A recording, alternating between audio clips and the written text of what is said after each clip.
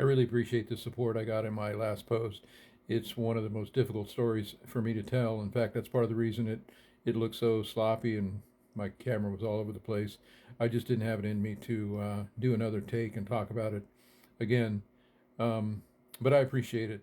And one thing that I want to make clear for those of you that are suffering from narcissistic abuse or might be thinking that you are, um, things can become very, very serious. You might be thinking that, oh, this person is not that bad. They can get very bad. To back up a little bit, when I told my psychiatrist that I was not going to do the electroshock therapy and be institutionalized and worried about the neighborhood finding out and the emotional damage on my kids, he basically told me that, well, I can't legally hold you. And then as we left, he looked at me like it was the last time that he was going to see me. Um, so my point is, I was in the lowest possible point I think that I could be in, and it was at that moment that my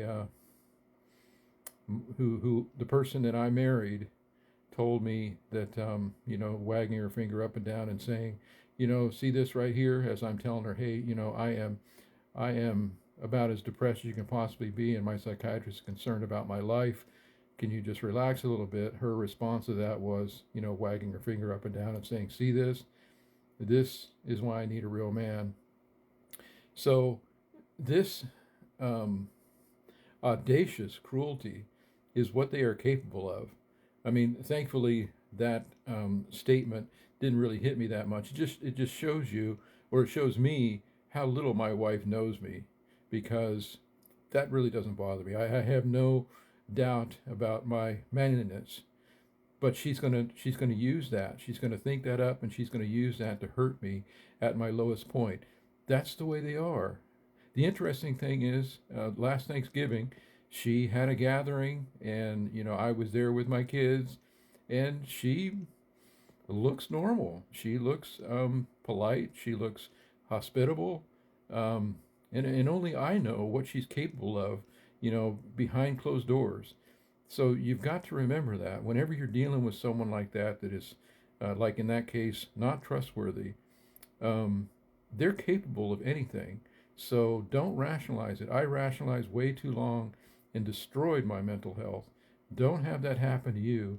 You see those signs. You see the signs that I've been talking about in my account for several months now. You see anything like that, get out. There are other fish in the sea. Do not sacrifice your mental health. Do not put yourself in potentially serious danger. There are a lot of people every year.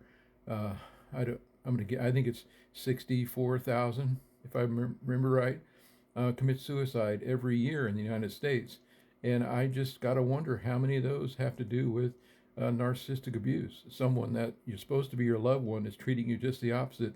That is one of the most painful things. So take this example as something to think about. Um, they are capable of horrible, horrible things.